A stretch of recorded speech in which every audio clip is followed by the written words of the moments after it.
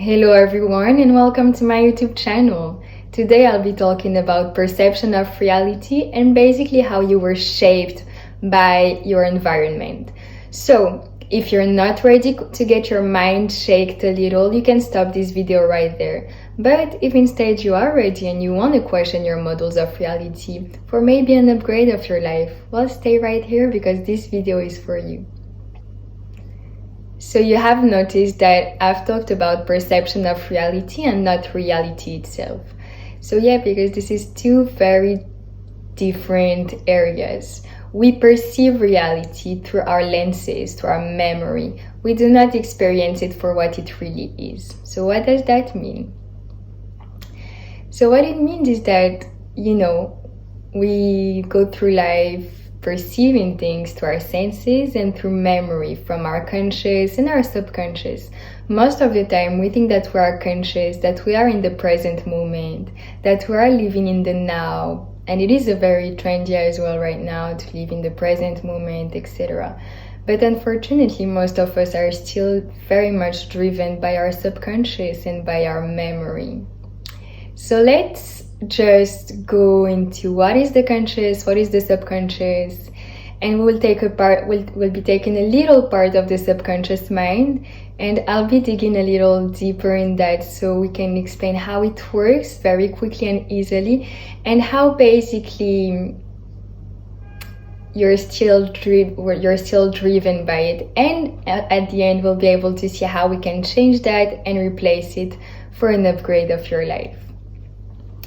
So, your conscious mind, as you may know, is your rational thinking. It is the mind that is responsible for you taking rational decisions. And I put it like that because that's what you think they are. But they're not really rational. That's not the topic. So, the conscious mind is this part that is responsible for this rational decision. For right now, I'm talking through my conscious. Right now, if we just take a little example, you could close your eyes and just speak out loud in your brain. Say, hello, how are you? This is your conscious mind. So this is the one you're aware of. This is the thoughts you're aware of most of the time. When you're actively using it, this is your conscious mind. And then there's the subconscious and the unconscious. So this part are my favorite, because the subconscious mind is just a huge powerhouse. It holds so many memories, so many power, really. I don't know if you're aware, but through the power of your subconscious mind, you could heal yourself, you can create a life you want. It's literally miracles happening there, but that's not the topic of today, because otherwise I could be speaking about this for hours and hours, and that's not the topic. So instead, we'll just take a little part of the subconscious, explain what it is responsible for, and how you are driven by it. So your subconscious mind and your unconscious mind is this part of your brain that is responsible for all these automatic activities, that is responsible for doing these things that you're not even aware of. It's right now responsible of making my heart beating without me asking my body to make my heart beat. It's this part that is also responsible. I don't know if you're driving, but if you're driving and you know the route, you don't even think about where should your foot go, on which pedal should your foot go, etc. It just happens naturally. This is your subconscious mind in action. This is what it is responsible for. But your subconscious mind holds a huge part, not a huge part, it holds every past events, every memory, everything that happened in your life ever since you were born.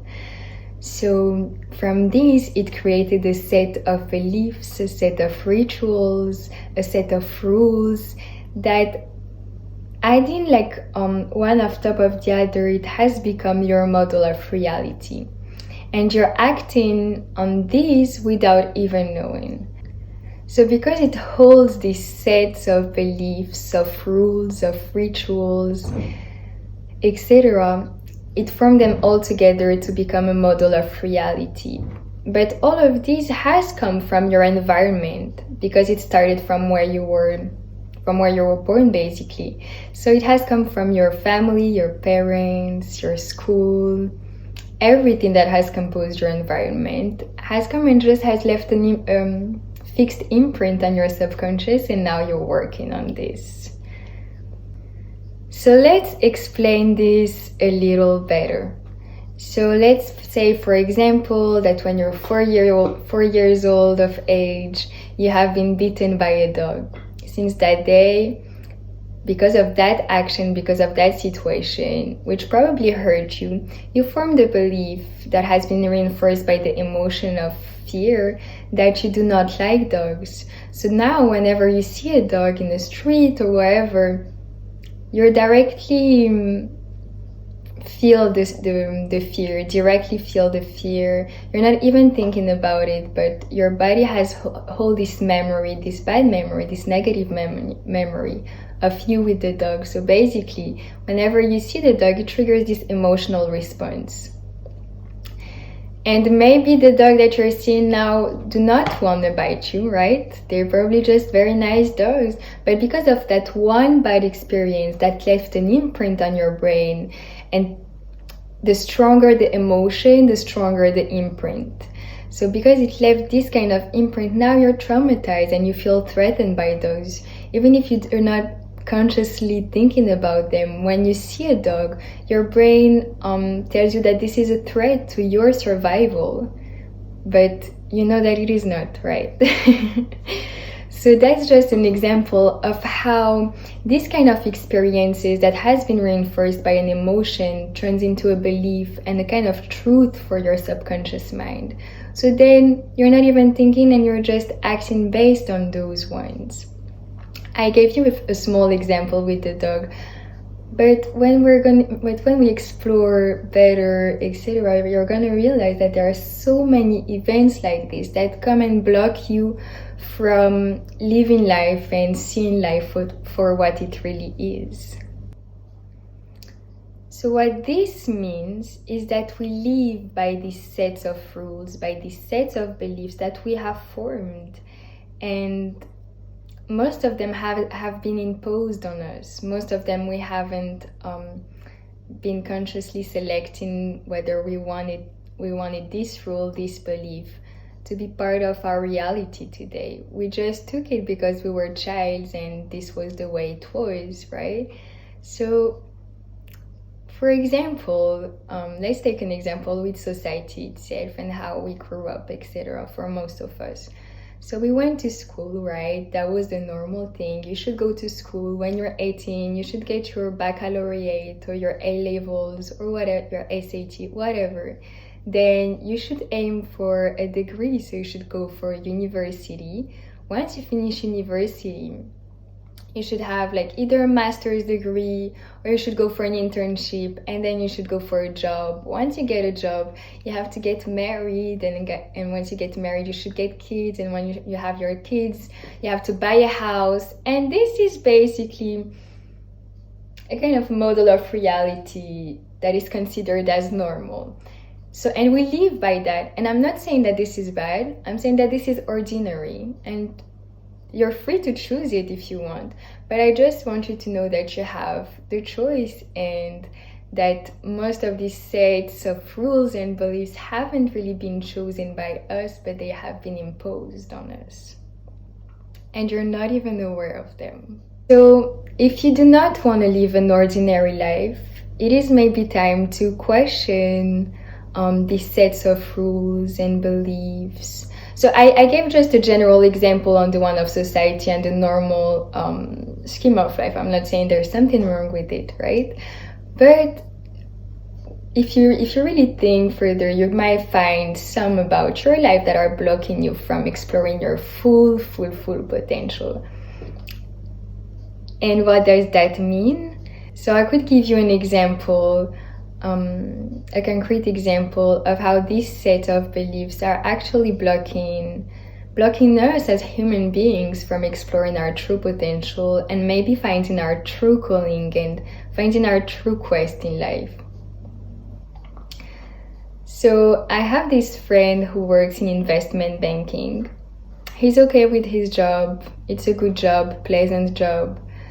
But I've actually surprised him once singing with a very sweet voice and a very little voice. So I told him, wow, you sing very well, why you don't sing, etc. And he said, no, I'm a very bad singer, I don't know how to sing, blah, blah, blah, etc. So when we started talking and going deeper into childhood, we found out that there was this memory when he was a kid and he was singing. He loved singing as a kid, and that was like what he was doing mostly all the time. And his father always told him to shut up, always told him that he was a bad singer. So what happened is that he formed this belief, unfortunately, and he stopped singing. And today he was not even aware that he stopped singing because of that. He just thought that he was a bad singer. He forgot that it was a memory that has been imprinted on his brain and that left these kind of consequences. And that could be the same for you too. Maybe you love creating things, but one day we told you that you were a bad creator, so you have formed this belief that you are not good enough for it, and right now you're doing something that you're not really happy with. And you could be creating instead, which this could make you really, really happy. So I gave you an example with singing and drawing, but that could be for many things. And I just think that it is a bit tragic that so many of us have, and not so many, but all of us have lots and lots of potential. We all have infinite potential in us, to be honest, but we just do not explore it because we form belief that we are not good enough, or we're scared to be judged by our parents, we're scared to be judged by society, we're scared to be judged by ourselves mainly as well, to disappoint us, etc. So we're living a life driven by fear and driven by limiting beliefs, to not go into the uncertain, to not go into these paths that could make our heart really feel alive and that could make our body feel really alive. Same, maybe you're a dancer, maybe you like to dance, this is what you love doing all the time, but because your parents told you that you should get a master's degree, that you should go for a job, etc., you're not dancing anymore.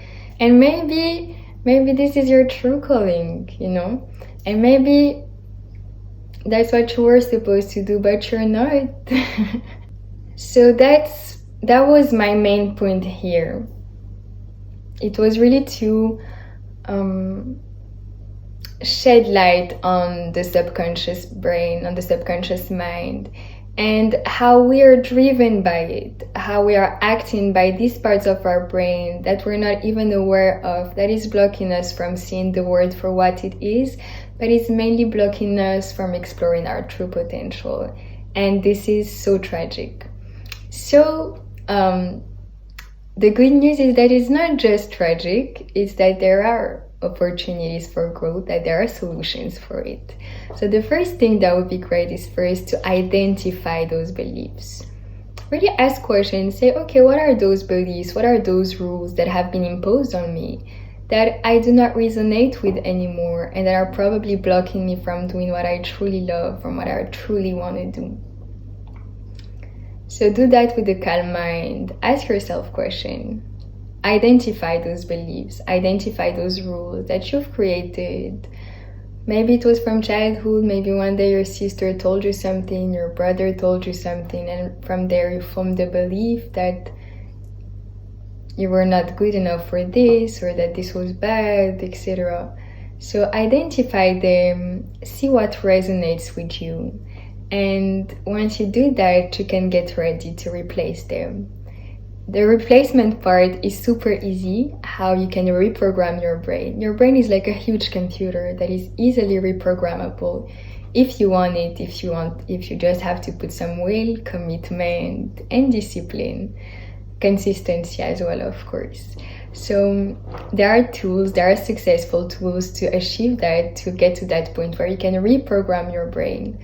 But that's not the topic of today's video. Today's video was just to really shed light on those limiting beliefs, on those beliefs that are not empowering, that most of them are negative.